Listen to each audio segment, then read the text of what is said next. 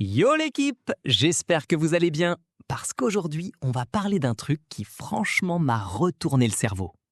Tu crois connaître le Real Madrid? Tu crois que c'est un club calme, propre, carré, où tout est sous contrôle? Oublie. Ce qui vient de se passer entre Fede Valverde et Aurélien Tchouaméni, c'est du jamais vu depuis des années. On parle d'un traumatisme crânien, d'un joueur envoyé à l'hôpital, d'un autre convoqué par la direction, d'un vestiaire en feu. Et tout ça à quelques jours du Classico. Oui, t'as bien entendu. Le Classico, le match qui peut décider du titre. Parce que ce que je vais te raconter, c'est une dinguerie. Avant même l'incident, le Real Madrid était sous pression maximale. La Liga se joue à un souffle, le Barça colle, la presse espagnole met la pression, les joueurs enchaînent les matchs comme des machines. Et dans ce contexte, t'as deux mecs qui représentent deux forces opposées du vestiaire. Fede Valverde, l'âme du club, le soldat, le mec qui court pour trois, qui joue blessé, qui ne lâche jamais. Aurélien Tchouaméni, le cerveau, le futur patron du milieu, le joueur que le club veut construire pour les 10 prochaines années. Deux leaders, deux caractères, deux mecs qui ne veulent jamais perdre. Et quand tu mets deux volcans dans la même pièce, à un moment, ça explose. On est à Valdebebas, centre d'entraînement du Real. Séance intense. Duel. Contact. Un geste de trop. Une parole de trop. Les deux s'accrochent. Le ton monte. Les coéquipiers voient que ça chauffe. Et là, dans la confusion, Valverde perd l'équilibre et se cogne violemment contre le pied métallique d'une table. Un choc sec. Un bruit qui glace tout le monde. Valverde tombe. Le staff médical accourt. On parle de la tête. On parle du cerveau. On parle d'un truc sérieux. Direction l'hôpital. Examen. Diagnostic, traumatisme crânio-encéphalique. Et là, c'est la catastrophe. 10 à 14 jours de repos total. Pas d'entraînement, pas de match, pas de classico. Le Real perd l'un de ses leaders à cause d'un accrochage interne.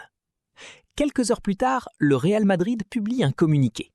Et là, tu sens que c'est grave.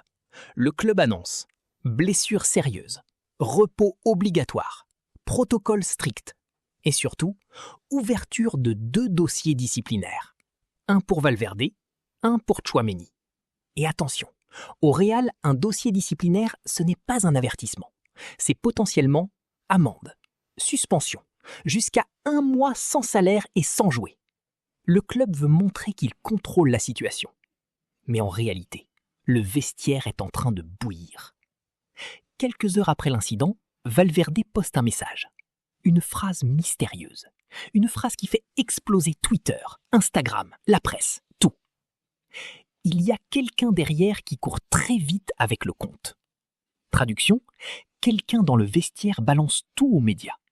Et ça, au Real Madrid, c'est un crime absolu. Ce message, c'est une bombe. Parce qu'il dit 2 choses. Valverde se sent trahi. Le vestiaire n'est plus aussi uni qu'on le croyait. Ce n'est plus une bagarre, c'est une affaire politique. Le Real Madrid, ces dernières années, c'était un vestiaire modèle. Pas de drama, pas de guerre d'ego, pas de clan. Mais cette affaire révèle une fissure, une tension, une rivalité peut-être plus profonde qu'on ne le pensait. Valverde est adoré. Tchouaméni est respecté, mais moins ancien, moins madridista. Certains joueurs prennent parti. D'autres veulent rester neutres. Mais tout le monde parle. Et quand tout le monde parle, c'est que quelque chose s'est cassé. Álvaro Arbeloa, c'est le maître de la gestion humaine. Mais là, il est face à un incendie. Il doit calmer les tensions, protéger l'image du club, préparer le Classico, gérer 2 joueurs essentiels, éviter que la presse ne détruise le vestiaire. C'est un exercice d'équilibriste. Et pour la première fois depuis longtemps, on sent qu'Ancelotti est sous pression. Selon plusieurs sources proches du vestiaire, l'altercation n'était pas violente physiquement, mais elle était très tendue. Les 2 joueurs se sont criés dessus, certains ont dû intervenir. Valverde était à bout physiquement. Tchouaméni était frustré par son rôle. Ce n'est pas un combat, c'est une explosion émotionnelle. Et ce genre d'explosion arrive quand un groupe est sous pression maximale. La réponse est simple. Oui, si c'est mal géré. Parce que le timing est catastrophique, les médias espagnols adorent ce genre de scandale. Le Barça va mettre la pression, les supporters sont divisés, les sponsors observent, le vestiaire est fragilisé. Le Real Madrid joue plus qu'un classico. Il joue son image, son autorité, son unité.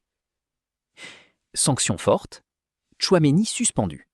Message, l'institution passe avant tout. Sanction légère, amende interne, il joue le classico. Sanction après la saison. On éteint le feu maintenant, on règle plus tard.